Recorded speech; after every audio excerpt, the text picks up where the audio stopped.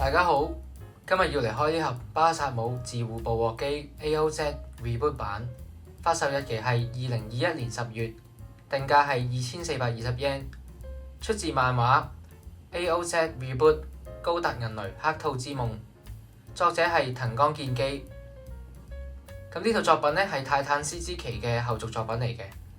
刊登喺電擊 Hobby 啦，暫時出到 Volume 6。講下呢個作品嘅基本介紹先啦。喺第一次新自護戰爭結束之後嘅 UC0091年，地球圈嘅自護殘黨勢力被迫大幅後撤嘅情況下，走到去火星嘅人呢喺艾利西亞扎比總帥嘅領導下組成咗 Rezion， 即係重生自護，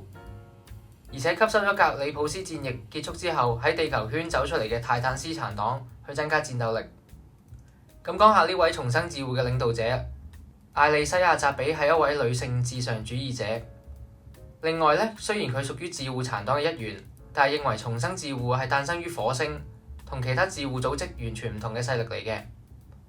佢主張咧喺火星展開新生嘅生活，唔主張回歸地球圈，並且佢反對戰爭。另外有一個特別嘅點咧，就係艾利西亞擁有一支10人組成嘅禁衛軍，成員全部都係佢自己嘅複製人嚟嘅。好，咁講完作品設定之後咧，講下機體介紹啦。講起巴薩姆呢部機咧，大家比較熟悉嘅應該係 Zeta Gundam TV 版登場嘅呢部機。喺格里普斯戰役越演越烈嘅情況之下咧，泰坦斯發現佢哋部署嘅 MS 數量不足喎。雖然新型試作機嘅單體戰鬥力強，機動力同火力都遠比一般量產型 MS 高，但係呢堆新型機因為變形系統，再加上高機動高火力嘅設計，令到一般駕駛員難以駕馭，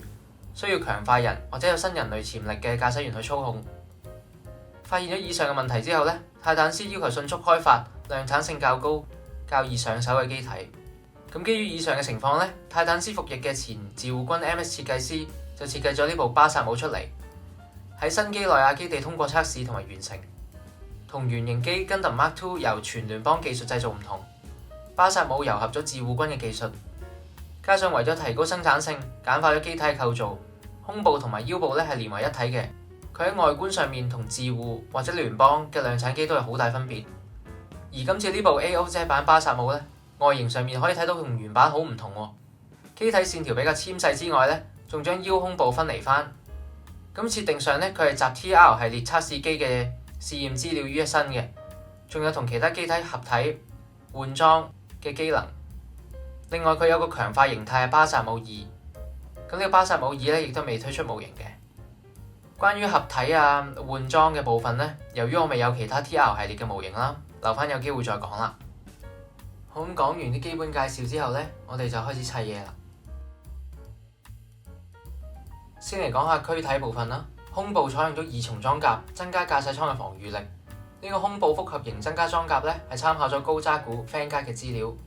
除咗增加裝甲之外呢部機嘅駕駛艙仲配備咗緊急逃生功能。個脫出艙嘅資料咧係取自 Primrose 緊急逃生艙，喺多次大戰之後嘅0091年，生還而且有實戰經驗嘅駕駛員都越嚟越少。喺呢個情況之下，配備胸部增加裝甲同埋緊急逃生艙呢兩種功能咧，可以保護珍貴嘅駕駛員，提高佢哋嘅存活率。至於軀體下部分嘅腰部裝甲形態構造開發咧，仲有古式換裝骨架開發，就係參考自試作型阿斯瑪同埋高達 TR6 嘅資料嘅。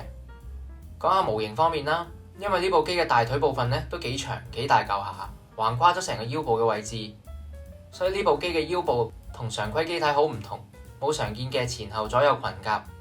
咁冇大腿俾裙甲限制咗可動範圍嘅問題啦。模型嘅可動咧就留翻等人一次過講啦。另外啦，模型嘅分析好好，幾乎完全還原設定圖嘅顏色。另外有一點咧值得一提嘅，就係佢腰部前方呢個油壓管，當你將部機體前傾嘅時候咧，呢兩條管咧係會同關節連動嘅。而其他 HG 模型咧就多數只有假嘅油壓管嘅啫，即係得個樣，但係冇任何連動可動嘅。我覺得呢個位咧就幾有心思。好，嚟講下個頭部啦。受到自護系嘅工程師影響啦，巴薩姆嘅頭部造型偏向自護 MS， 配備單眼型主鏡頭，而唔係聯邦機體常用嘅護目鏡型或者雙眼型鏡頭。另外啦，頭部強化型傳感器方面咧，資料取自 TR1 Hazel Ra 同埋高渣古 Vanguard 嘅。至於模型方面啦，分件好好，冇需要補夾口嘅位。而黃色嘅天線呢，佢預留咗位俾你，你可以自己修尖佢嘅。另外單眼係黃綠色透明零件，同平時 HG 嘅單眼機好唔同啦，唔係就咁俾張圓形貼紙就算數。呢個位呢幾有誠意嘅，如果可以做埋可動眼，當然更加好啦。因為佢隻單眼呢會俾面罩嘅裝甲個陰影同埋中間嗰條柱，即係個支撐位遮住，遮到好似黑色一片冇眼咁。咁就浪費咗佢個幾精緻嘅單眼造型啊！呢個位係有啲可惜嘅。好，嚟講下佢對手啦。佢對手咧有一個特點，就係高強度臂部鎖扣，參考自 Rosette 陸戰強化型試作機嘅。咁呢個高強度鎖扣聽落唔知有咩用？前面咧就講到佢可以同 TR 系列機體換裝、換手、換腳等等啦。大家可以想象下呢個鎖扣咧，就好似平時我哋玩 HG 模型最常見嗰種3mm 窿咁。可以裝到唔同嘅裝備，咁當然作品中嘅冇咁簡單啦，為咗零件通用咧，要做好多測試嘅。好，講到模型方面啦，呢盒模型咧只係俾咗2個空洞型拳頭，咁開掌手同埋握拳手都係冇嘅，擺 pose 嘅彈性低啲啦，呢一點咧就比較可惜。另外咧，佢軀體同手臂連接嘅位咧係球形關節嚟嘅，球形關節咧平時玩開有一個壞處咧就係佢，當你經常扭動佢嘅時候咧，佢好快就會鬆噶啦。咁呢盒模型咧，佢係冇軟膠關節零件嘅，呢個情況咧就會更加嚴重啦，因為兩邊都係硬嘅，咁磨下磨下就梗係會鬆噶啦。玩得多咧就可能對手會支撐唔到武器嘅重量之類嘅問題會出現嘅。好，嚟到佢對腳嘅部分啦，對腳係全盒模型，分件最多最複雜，亦都係最多 gimmick 嘅位嚟嘅。喺設定上面呢，腳部大型推進器、後腳踭推進器同頭部一樣，都係取自 TR1 Hazel-Ra 同埋高渣古 fan 格嘅資料嘅。咁呢部機嘅一大特點啦，亦都係同佢一齊推出嘅藍色巴薩姆最多分別嘅位啦，就係佢腳後面呢個位可以展開，由移足步行模式咧轉換為氣展移動模式。咁我覺得呢個位好正嘅。相信亦都係對以往自護軍 MS 經常喺沙漠地形用氣展移動呢個印象去致敬嘅。模型方面啦，喺設定上呢部機對腳有好多區塊，左右前後咁夾埋，所以全隻腳嘅夾口咧都係隱藏式，冇需要補夾口。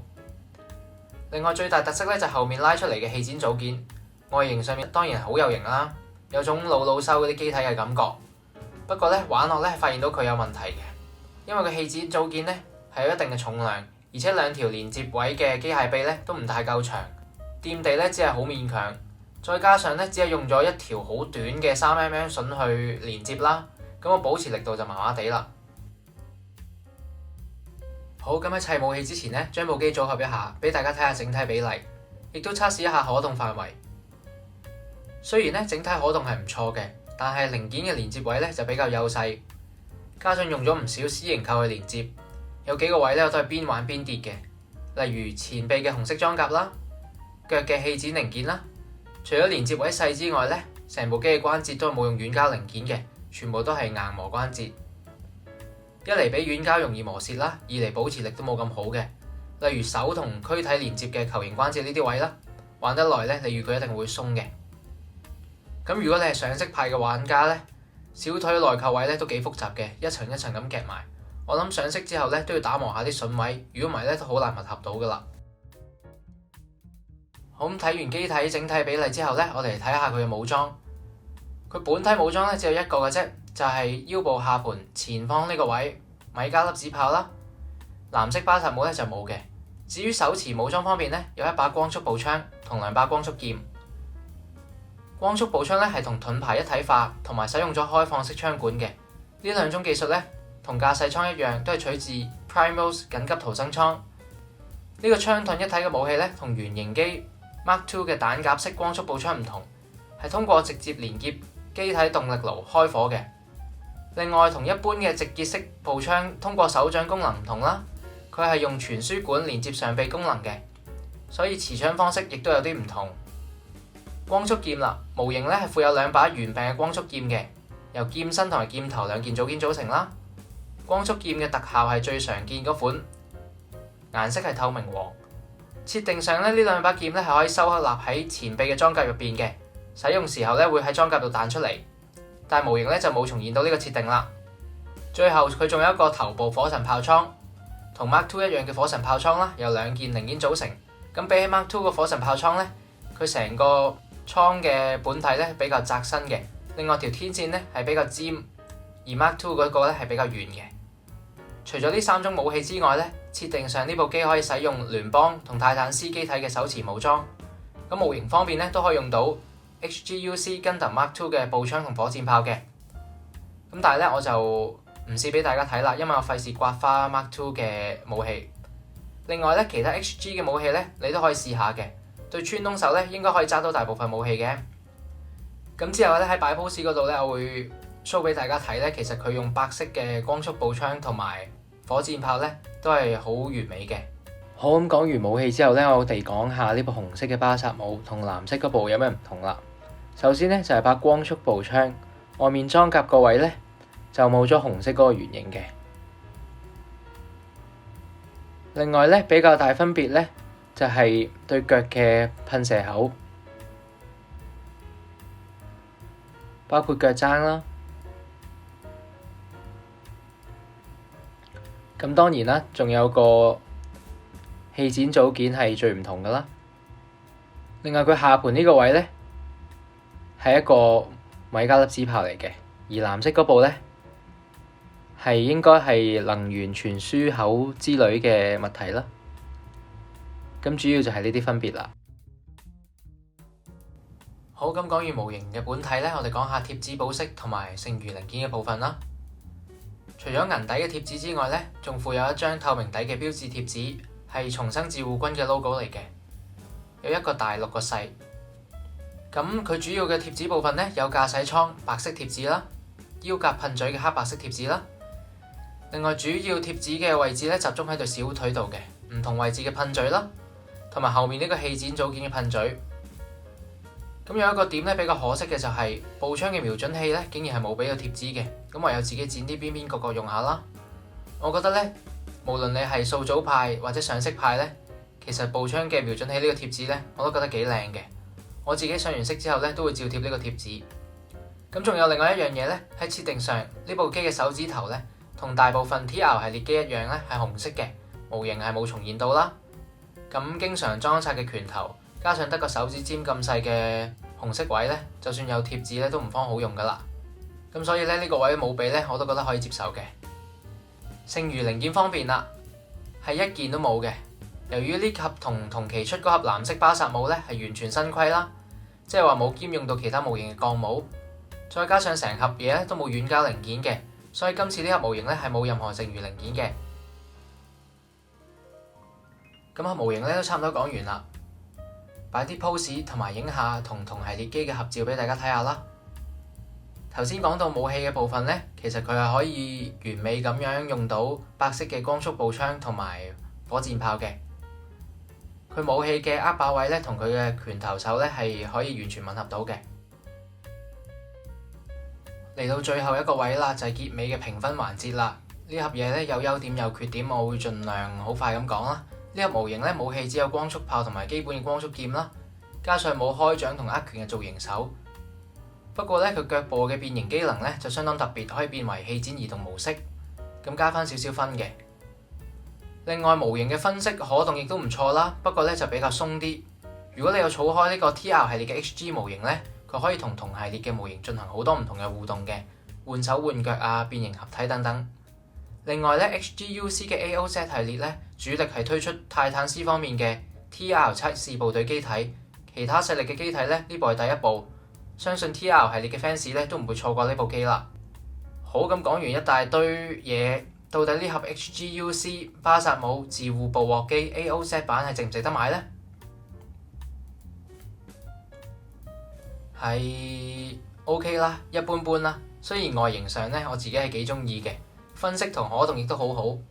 但係如果你冇儲開同系列咧，呢部模型嘅大部分 gimmick 啊，你都係玩唔到嘅。同埋咧，我真係比較中意有軟膠嘅關節啦，呢種硬磨嘅關節咧真係好鬼易鬆嘅，所以今次咧我就冇俾到手指公佢啦。今日條片咧暫時嚟到呢度，中意呢條片嘅話咧記得 like、subscribe，有咩意見咧都可以留 comment 同我講嘅。下次見啦〜